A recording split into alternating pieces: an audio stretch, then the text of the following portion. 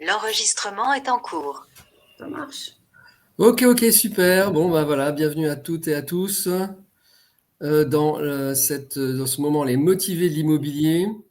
Et en fait, on reçoit aujourd'hui LE Diagnostic et Conseil pour faire le point sur les diagnostics LDPE et toute l'actualité de 2025, n'est-ce pas?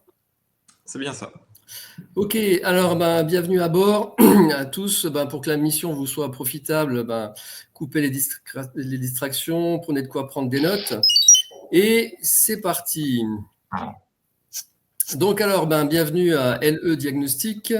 Et alors, donc c'est Hugo et Louis. Alors, qui c'est qu'on a vu la dernière fois? C'était Hugo? Non, c'était Louis, c'était moi. Ah, c'était Louis, voilà. Ok, bon, voilà, enchanté. Moi. On est content de vous recevoir tous les deux. Alors, simplement pour commencer, donc il va falloir que vous puissiez travailler et donc que vous puissiez partager. Donc en bas de l'écran, vous avez un petit outil. Je ne sais pas si vous passez votre souris, vous avez un petit outil et démarrer le partage d'écran. Et là, du coup, vous pouvez afficher votre document.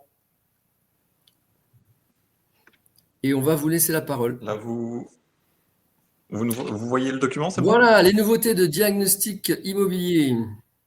Voilà. Donc du coup, on va faire un petit panorama, alors principalement axé du coup sur le DPE et l'audit. On va faire un petit rappel quand même de certaines notions qui nous semblent relativement importantes. Et après, on va vous présenter du coup les nouveautés qu'il y a depuis le 1er janvier 2025. Donc, des petits rappels sur le DPE.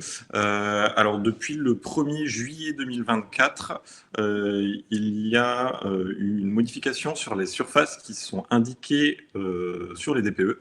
C'est-à-dire qu'avant, il y avait les surfaces habitables des biens qui étaient indiquées. Et ça a changé du coup au 1er juillet pour une surface qui s'appelle une surface de référence.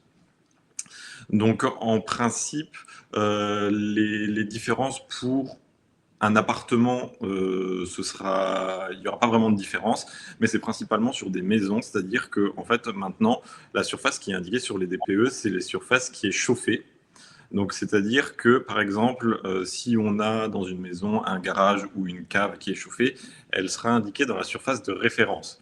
Mais par contre, ce n'est pas la surface qu'il faut forcément indiquer, vous, sur vos annonces en surface habitable. C'est vraiment différent. C'est-à-dire que nous, on va inclure des annexes, donc que ce soit garage, comble, qui n'aurait peut-être pas dû être dans la surface habitable, ou alors cave.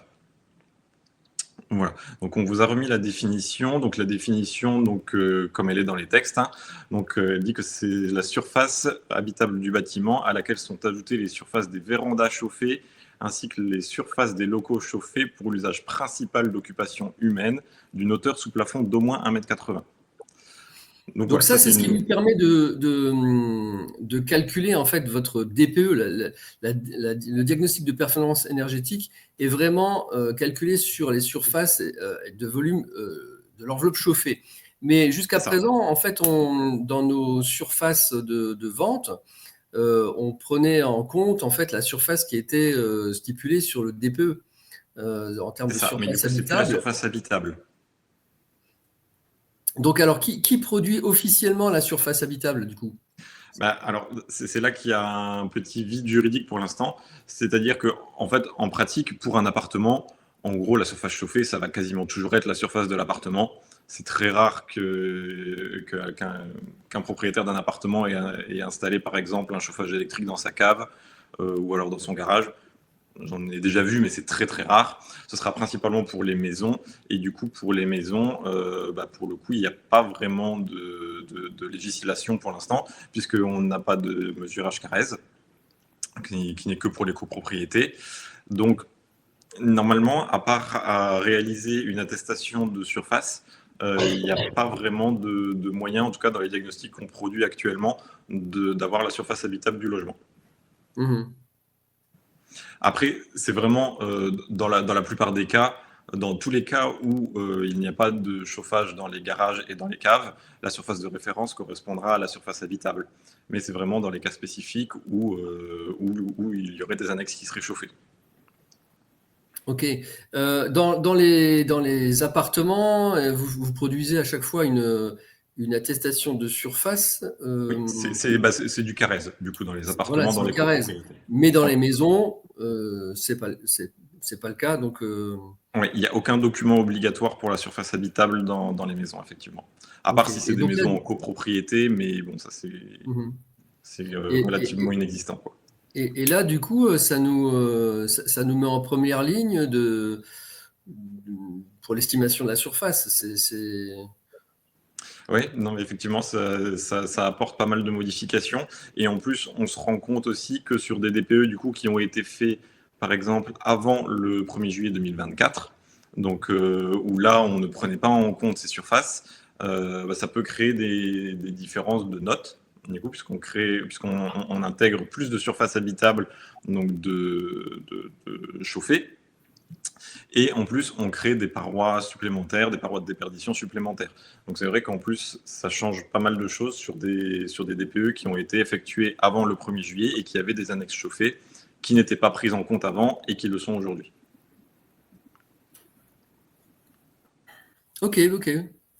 Donc typiquement, ça peut être assez intéressant de rappeler les diagnostiqueurs s'il y a des biens que vous avez du mal à vendre, typiquement s'ils sont F, E, F ou G, donc soumis à audit énergétique, sachant que si c'est des maisons qui sont assez conséquentes ou un sous-sol échauffé, du coup on rajoute pas mal de surface, donc ça peut être intéressant de revoir avec le diagnostiqueur qui a fait le DPE initial pour qu'effectivement il vous rajoute cette surface dans votre diagnostic, parce qu'en fait le DPE, lui, la dernière étape avant de donner la note finale, le calcul, ça va être de proratiser par rapport à la surface. Donc en fait, logiquement, plus que la surface est grande, logiquement, dans la majorité des cas, meilleure est la note. Donc ça peut valoir le coup sur des DPE où vous êtes un peu à la limite et où effectivement qui n'ont toujours pas été vendus, de revoir avec le diagnostiqueur initial pour remodifier ça et donc du coup pour pouvoir, ça peut régulièrement améliorer la note, quoi. Pour des DPE qui ont été faits effectivement avant le 1er juillet.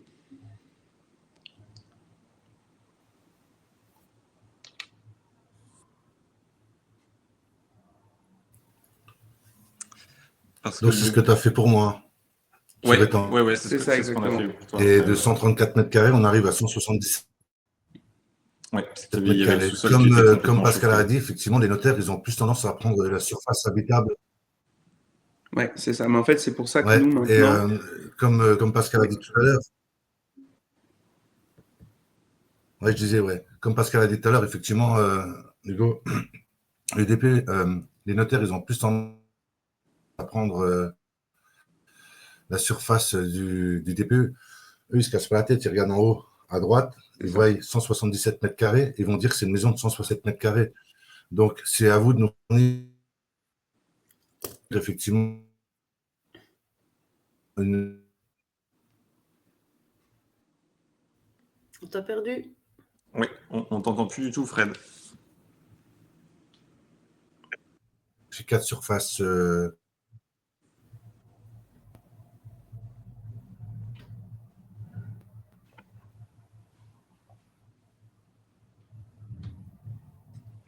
Fred?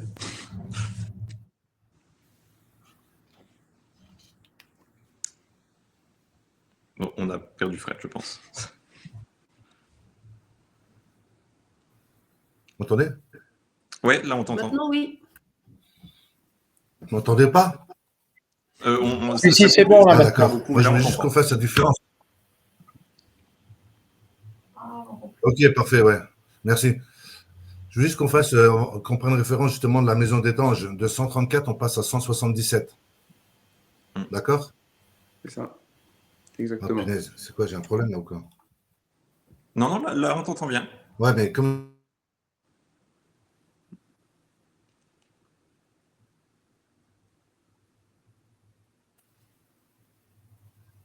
Problème avec moi. C'est moi qui ai un problème ou c'est vous? Ben, on t'entend plus. Des fois, on t'entend plus. Vous m'entendez plus? Là, je t'entends. Ouais, je sais pas ce qui se passe. Pourtant, moi, j'ai le réseau au taquet.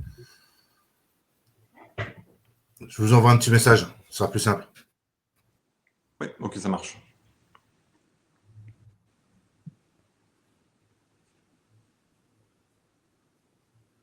Du coup, on va peut-être continuer un petit peu le temps que tu écrives ton message.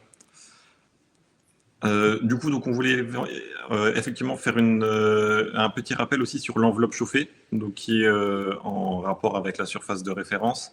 C'est-à-dire que nous, quand on réalise le DPE, on va vraiment prendre en compte ce qu'ils appellent l'enveloppe du bâtiment. C'est-à-dire qu'on va décrire toutes les surfaces déperditives, donc qui donnent soit sur des combles perdus, sur des combles aménagés, sur l'extérieur, sur des garages, sur un terre-plein. Et du coup, la surface de référence a changé cette enveloppe, puisque maintenant, on peut rajouter les surfaces qui sont complètement chauffées. Donc typiquement, là, ce garage qui à l'époque n'était pas pris en compte, et donc du coup, on avait un mur qui donnait sur un local non chauffé. Aujourd'hui, il peut être pris en compte s'il est chauffé, et donc ce mur-là n'existe plus, mais on prend vraiment ici, là, le toit terrasse qu'on rajoute en plus, et le mur là, qui peut donner donc soit sur l'extérieur, soit sur un local chauffé, par exemple, si c'est un mur qui est mitoyen avec le voisin. Donc c'est pour ça que ça change, ça peut changer des DPE, comme par exemple à la maison d'Étanges, là dont Fred nous parlait.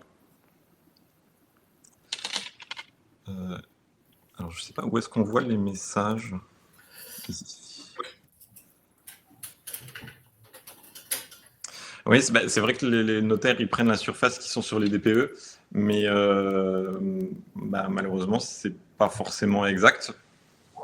Du coup, nous, ce qu'on fait maintenant, depuis juillet, c'est qu'on vous transmet quand même systématiquement une attestation de surface. Parce qu'en gros, nous, tout est mesuré. Donc, en fait, donc c'est juste qu'effectivement, le notaire doit faire attention. Il ne doit pas prendre ce qu'il y a sur le DPE, mais ce qu'il y a effectivement sur l'attestation qui est envoyée. Mais l'attestation, elle est dans les dossiers de diagnostic. Et ça, c'est envoyé gracieusement, quoi. C'est ça. Quand vous faites des mesurages, vous mesurez aussi les surfaces déperditives, telles que les portes et fenêtres? Oui, on mesure tout. Okay. C'est-à-dire qu'on va mesurer tous les murs, tous les plafonds, planchers, portes, fenêtres. Et après, on va rentrer du coup les informations du chauffage, de la ventilation. Et c'est ça, en fait, qui nous donne la note du DPE. Mmh. Donc, par exemple, si on a besoin de faire un devis de changement de fenêtre, vous disposez des mesurages des fenêtres, en l'occurrence. Alors, nous, on rentre les mètres carrés, donc on ne pourra pas... Okay. Nous, on rentre directement les mètres carrés. C'est-à-dire qu'on n'a pas vraiment la largeur-hauteur, mais on a la surface. On a la surface de la fenêtre. Et effectivement, c'est vrai que parfois, quand on va dans des interventions et que on a des propriétaires qui nous disent, par exemple, là, j'hésite, par exemple, à changer de fenêtre. Nous, on peut directement mettre sur le logiciel les caractéristiques des fenêtres qu'il voudrait installer. Et on peut lui donner directement la différence que ça ferait entre les anciennes fenêtres et les nouvelles. On peut voir directement l'impact que ça a sur la note. Ok, super.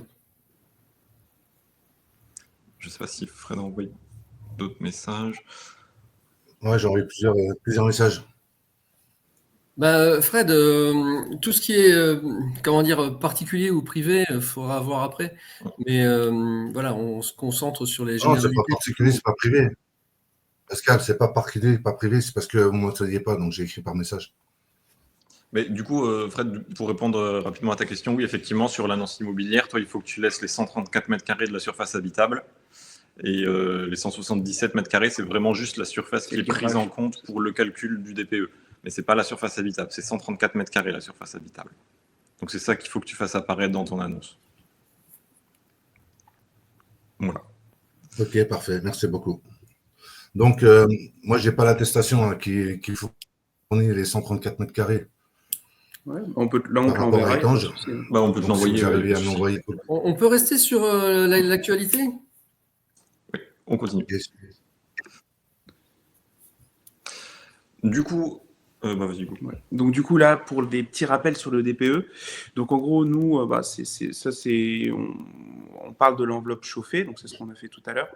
Là, il y a un petit schéma sur la partie gauche qui vous montre comment le logiciel, lui, modélise les déperditions.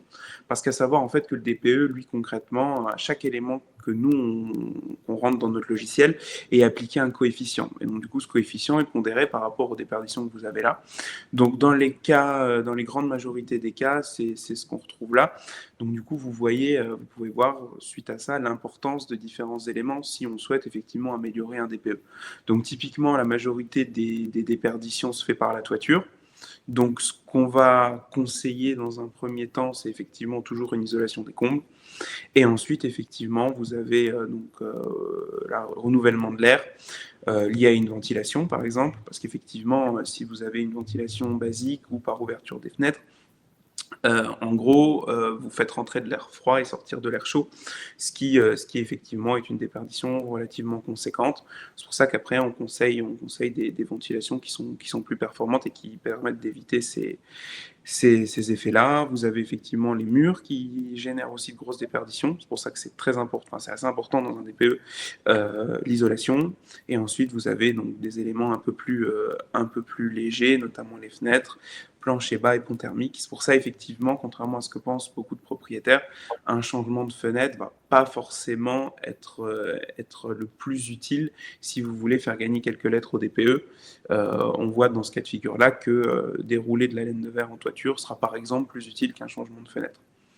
Voilà. Okay. Donc sur la toiture, le fait d'isoler sous les rampants plutôt que sur la dalle, ça a une forte incidence sur le DPE et sur la performance énergétique. Non, sur le DPE, non, parce qu'en fait, nous, on va pouvoir renseigner. En fait, nous concrètement, alors là, effectivement, on part du principe que les combles soient non chauffés. Là, dans ce cas-là, nous, on met juste qu'il y a une isolation du coup extérieure à l'enveloppe chauffée. Donc, du coup, on va pouvoir renseigner soit l'épaisseur de l'isolant, si on l'a, normalement on l'a, soit la résistance thermique. Là, du coup, effectivement, il nous faut des factures ou pouvoir monter dans les combles pour pouvoir constater sur l'isolant s'il y a écrit une résistance thermique ou au pire des cas, une année d'installation. Mais du coup, effectivement, que ce soit sous rampant ou directement posé sur la dalle, dans le DPE, il n'y a pas une différence énorme. La différence, elle se sentira surtout à l'utilisation courante ou effectivement à ce que vous voulez faire des combles plus tard, mais au niveau du DPE, vous n'aurez pas un impact qui sera énorme. Donc, à savoir que sur ce schéma-là, on peut venir aussi au fait que c'est aussi assez important de prendre en compte si les propriétaires sont, au moment de la vente, d'accord de faire quelques petits travaux ou pas. Parce qu'effectivement, je pense que vous êtes conscient du fait qu'un audit énergétique de nos jours, ça impacte vraiment le prix du bien. Donc nous, on peut être aussi présent pour conseiller les propriétaires sur quel type de travaux les plus minimes permettent d'augmenter le plus possible la note. Donc typiquement, il y a toujours moyen de faire quelque chose pour pouvoir changer la note avant de procéder à la mise en vente, quoi. Ok, mais donc du coup, vous ne finalisez pas le DPE et le DPE serait finalisé à partir du moment où ils ont fait les travaux mineurs d'amélioration thermique. En fait, concrètement, nous, ce qu'on fait, c'est qu'on se déplace toujours avec la tablette. Donc, du coup, en fait, on a la note qui tombe en direct devant le propriétaire. Donc, si effectivement, on fait au cas par cas. C'est-à-dire que si effectivement le propriétaire souhaite déjà avoir son DPE, on l'envoie sur l'ADEME, on lui transmet le DPE. Et là, lui, effectivement, on lui laisse le temps, soit déjà de faire la mise en vente, et il voit effectivement, s'il n'y a pas d'appel et des choses comme ça, là, lui, il peut procéder aux travaux et nous, on modifie le DPE. Ça, c'est toujours gratuit. Donc, le DPE est modifiable même après enregistrement en numéro d'ADEME. Bien sûr, oui. À partir du moment où les travaux sont vraiment faits, il n'y a aucun souci. Ok, super. Il n'y a aucun souci. En fait, nous, globalement, on fonctionne comme ça. Tous les diagnostics sont modifiables à tout moment. C'est-à-dire que on le voit beaucoup, par exemple, sur l'électricité. On se rend compte que nous, par exemple, la moindre absence de cache ou chose comme ça est une anomalie. Il y a pas mal de propriétaires qui sont un peu bricoleurs. Ou par exemple une absence de terre, ça peut être assez négatif aussi au niveau du diagnostic électrique. Si le propriétaire souhaite faire les travaux, nous on lui rend notre diagnostic, il nous dit voilà les travaux sont faits, nous on repasse, on modifie le diagnostic et on lui rend un diagnostic qui est du coup vierge, ou alors en tout cas où les anomalies là ont été enlevées, et ça pareil, c'est des contre-visites qui sont gratuites à chaque fois, quoi. Waouh. Et donc vous faites des contre-visites, c'est pas spécialement, par exemple, juste sur présentation d'une photo? Bah, en fait, ça dépend. C'est-à-dire que si effectivement c'est un cache, bon bah là, il n'y a pas de problématique à ce niveau-là. Par contre, voilà, si c'était un cache juste à remettre, on peut faire sur photo. Si c'est un changement de fenêtre, par exemple, bah, si on nous donne une facture, il n'y a pas de souci. Après, ça dépend vraiment, comme je dis, au cas par cas, et ça dépend du client. C'est-à-dire que si le propriétaire, on sent que ça le rassure d'avoir le diagnostiqueur qui se redéplace, ça lui permet de voir qu'on est présent. Il n'y a aucun souci, on se déplace. Par contre, si c'est des gens qui sont très occupés et qui n'ont pas forcément beaucoup de créneaux de disponibilité, bah là, ils nous envoient une facture et du coup, on remodifie les diagnostics sur facture, quoi. Ça, c'est vraiment du cas par cas et au bon vouloir, soit de l'agent immobilier ou soit du propriétaire. Ça, il n'y a pas de souci à ce niveau-là, quoi. Et donc du coup, pour passer sur l'étape d'après, donc concernant les informations importantes, ce qu'il faut savoir en fait dans le DPE, c'est que nous, plus on a de factures, mieux c'est. C'est-à-dire qu'en fait, il y a en gros deux types d'informations. Il y a les informations que nous on constate. Donc typiquement, je prends l'exemple des fenêtres, une épaisseur de lame d'air dans un double vitrage. Nous, on a les appareils qui nous permettent de le constater. Par contre, en fenêtre, nous, on n'aura jamais d'appareils qui nous permettent d'avoir entre guillemets, les résistances thermiques des fenêtres. Donc, du coup, ça, c'est uniquement les factures qui nous permettent d'avoir les informations là. Donc, en gros, ce que j'essaye de vous dire, c'est l'importance sur certains postes d'avoir des factures, parce qu'on se rend compte que ça modifie quand même de manière relativement importante la note. C'est-à-dire qu'effectivement, un chauffe-eau, par exemple, ou une chaudière, en grande majorité du temps, on arrive à avoir les informations. Soit en démontant la chaudière, on a une plaque à l'intérieur, soit sous le chauffe-eau, il y a quand même toujours relativement des informations. Par contre, les fenêtres, on se rend compte que les différences sont très importantes entre le moment où c'est juste des informations qui sont constatées par nous, donc une épaisseur de lame d'air, une présence d'isolation renforcée ou pas, ou alors le fait d'avoir la facture. Donc c'est vrai qu'il y a certains éléments, par exemple la ventilation aussi, où il est presque primordial, si on veut un bon DPE, d'avoir les factures. Alors ça se fait sans, mais effectivement, dans l'idéal, les factures sont appréciées parce que ça affine le DPE et donc du coup, forcément, ça améliore la note, quoi. C'est comme sur les murs extérieurs, finalement aussi. En fait, vous avez du BA13, mais vous ne savez pas si derrière le BA13, il y a une épaisseur de 5, 10 ou 15 d'isolant, ou aussi juste un BA13. Donc, à moins de faire un essai destructif, invasif, mais sinon, s'il y a une facture, voilà, ça voilà. permet Oui, c'est pour ça que la facture pour nous, ça nous aide beaucoup. Alors, voilà, nous, on essaye de pas non plus être, entre guillemets, bête et méchant sur le fait de, voilà, si on constate, nous, avec l'expérience, qu'il y a un isolant, on mettra qu'il y a un isolant, c'est-à-dire qu'on va pas mettre non plus inconnu. Par contre, effectivement, on ne peut pas présumer de l'épaisseur, donc on sera sur une épaisseur inconnue, et ce qui est toujours défavorable, parce qu'au final, il y a toujours quand même un petit peu plus que ce qu'on pense, quoi. Mmh. Donc c'est sûr que dans l'idéal, ou alors effectivement, ou alors avoir le propriétaire qui lui a fait les travaux, et qui puisse, lui, nous donner l'information. Souvent c'est pour ça qu'on aime bien aussi, si jamais le DPE est pas très bon, échanger avec les propriétaires, parce que souvent ils ont des informations complémentaires à nous donner qui nous permettent d'améliorer un peu la note, quoi. Donc voilà, je pense que c'est tout. Ouais. Du coup, on va passer sur les nouveautés qui rentrent en compte au 1er janvier 2025.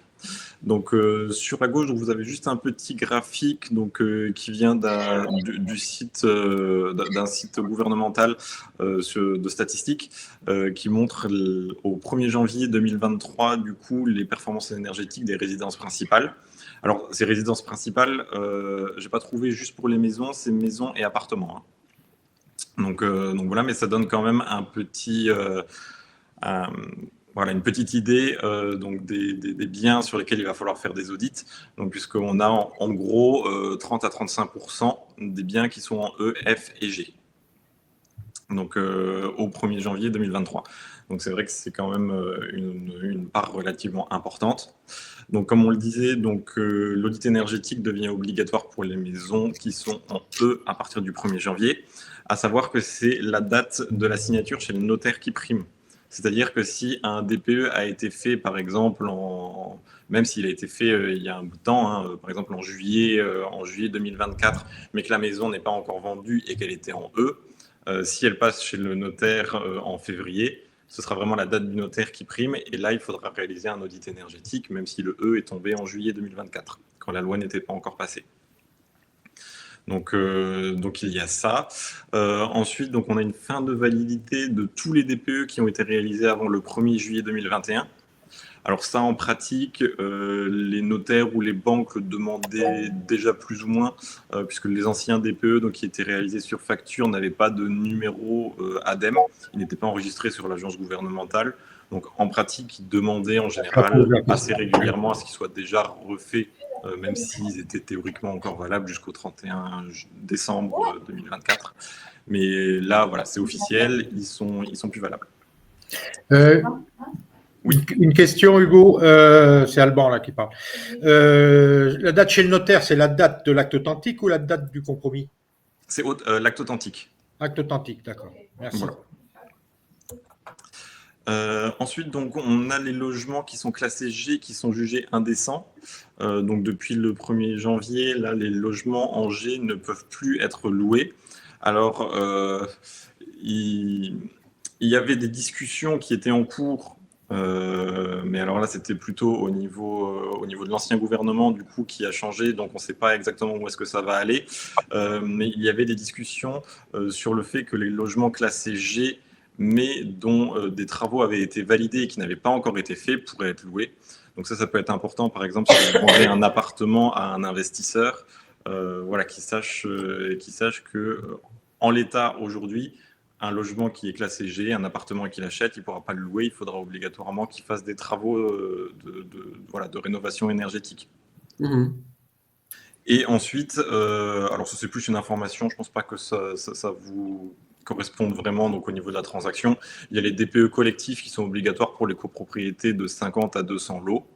Donc là, c'est vraiment plus juste pour les copropriétés, à savoir que pour les ventes d'immeubles en monopropriété, le DPE de l'immeuble était déjà obligatoire depuis le 1er janvier 2024. Okay. Donc voilà.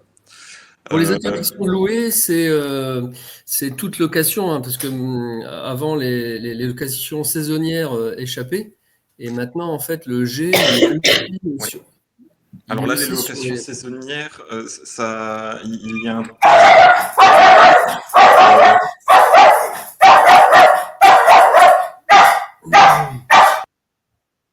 Ouais, c'est bon.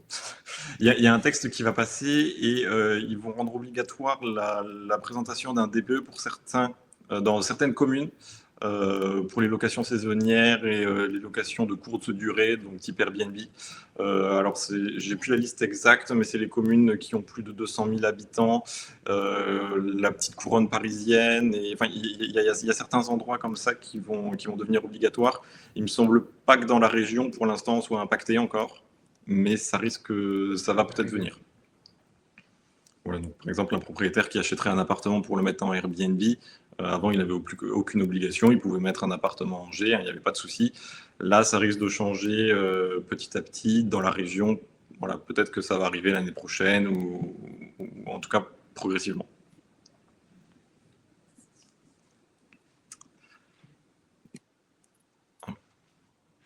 Donc du coup, pour faire un petit aussi rappel du coup sur l'audit énergétique, donc il y a 3 étapes importantes qu'on va devoir vous présenter dans cet audit. Donc déjà, ce qu'il faut savoir, c'est qu'on est basé à 100% sur les DPE qui a été fait. Donc du coup, les informations du DPE sont reprises. Ensuite, donc du coup, l'objectif, c'est de vous présenter plusieurs scénarios de travaux. Donc, gagner une classe, donc arriver du coup maintenant en D, ensuite arriver en C et du coup ensuite en B.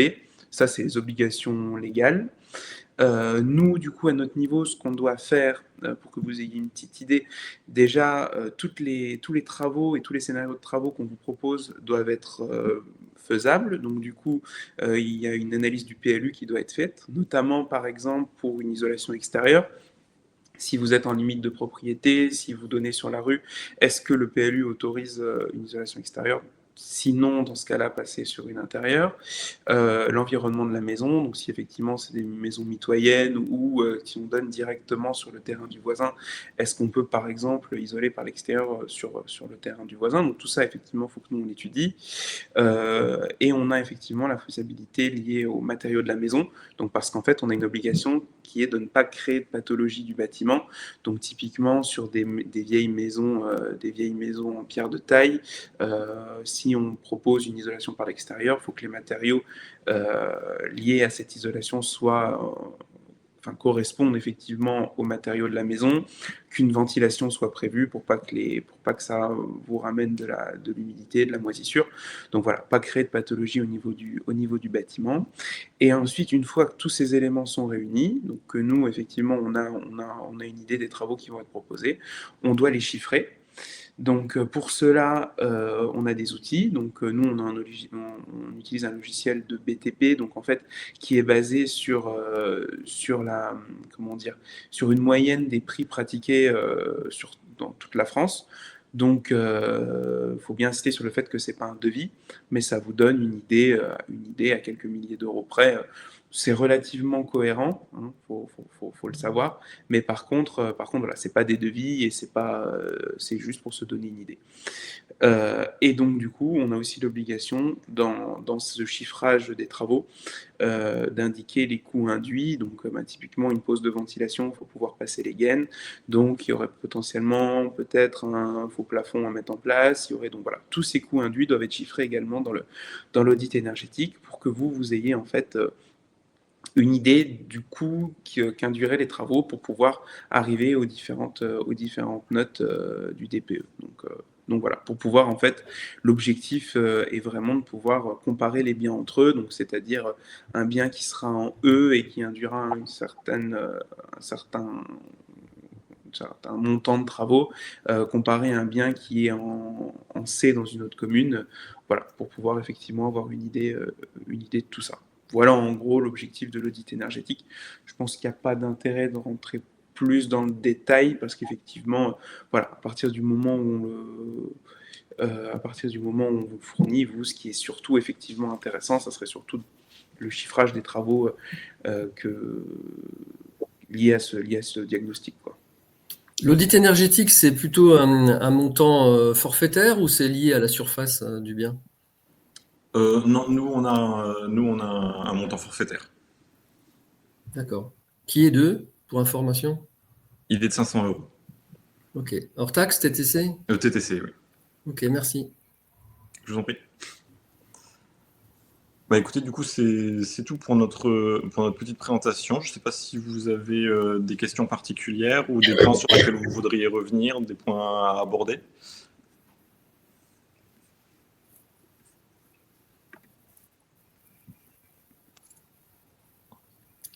Alors, les Adria, des questions? Non, rien du tout, ça a été très clair. Non, ça va. Les délais pour obtenir les diagnostics ou les audits? Alors, pour les diagnostics... Les rendez-vous et après les... Alors, pour les diagnostics, après, bon, la prise de rendez-vous, ça dépendra du propriétaire, mais en général, on arrive à intervenir assez rapidement. Et une fois qu'on a été sur place, les rapports, ils sont envoyés en général le soir même ou alors le lendemain. Enfin voilà, c'est envoyé très rapidement. Après, l'audit, ça prend un peu plus de temps, du coup, parce que c'est quand même un diagnostic qui est un peu plus pointu et qui demande à faire pas mal de recherches supplémentaires. Donc ça, il faut un petit délai en plus. À savoir que de toute façon, vous n'avez pas besoin spécialement de l'audit de toute façon pour la commercialisation. Directement, il le faudra au minimum pour le compromis. Donc voilà, ça vous laisse aussi un petit délai. Mais en tout cas, les autres diagnostics type DPE sont envoyés rapidement. Ouais. Bon, après, l'audit, il est important, notamment pour quand il y a des travaux, notamment pour les acquéreurs, pour qu'ils puissent savoir où ils se positionnent en termes de montant de travaux, tout ça. Donc, du coup, après, j'aime bien que ça soit fait au plus vite. Après, ce qu'on peut faire aussi fréquemment, parce que du coup, depuis le 1er janvier, les process de dépôt de l'audit et tout ça sont un peu plus compliqués au niveau de l'ADEME et tout ça. Nous, par contre, ce qu'on peut faire, on peut si on sait que c'est important, on vous communique les différents montants qu'on aurait dans l'audit, notamment par exemple le montant des travaux, et vous envoyez le diagnostic, le formulaire, le moment où effectivement on a pu l'envoyer sur le site de l'ADEME. Mais par contre, les différents montants et choses comme ça, on peut également les envoyer assez rapidement. Ça, il n'y a pas de souci. Hein. Ok, super. D'accord. Merci.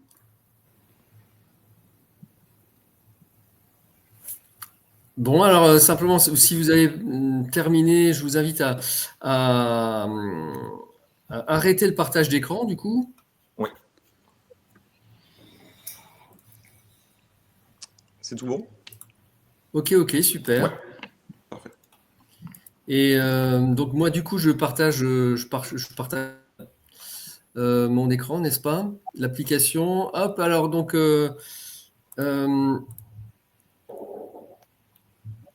je vais remettre simplement vos coordonnées.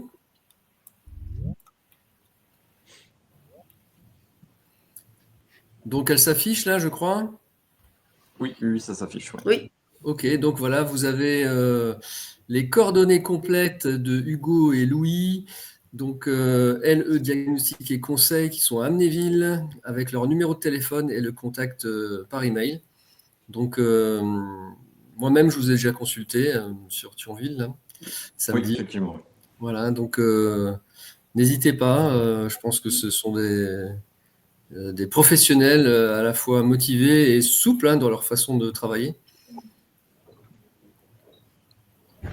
D'accord. Les numéros de téléphone qui sont affichés, c'est les prénoms correspondent à qui? Le 06, c'est Hugo?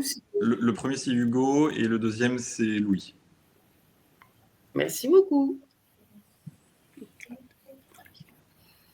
Ok, on arrive à la fin de notre séance technique, et puis on va pouvoir se saluer tous et puis vaquer à nos occupations. À nos occupations professionnelles. Okay. Voilà. Écoutez, merci beaucoup en tout cas de nous avoir invités, donc à vous faire cette petite présentation. Donc, c'était un plaisir. Voilà, merci on reste à votre disposition si jamais vous avez d'autres questions. Ou... Ouais, surtout pas hésiter en cas de questions, on est là pour ça, il n'y a aucun souci. Merci à vous deux. Merci beaucoup. Merci. Merci beaucoup. Merci beaucoup. C'est parfait. À bientôt. Au revoir, bonne journée. Au revoir. Au revoir. Bye. Au revoir.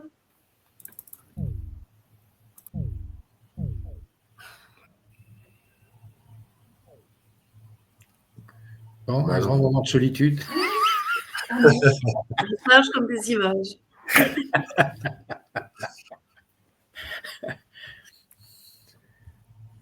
Pascal est parti. Bon, bye bye à tout le monde et bonne journée, bonne semaine. Eh bien, bonne journée, à bientôt. À bientôt. Bye bye. Bye. Ciao, à plus. Ciao, ciao.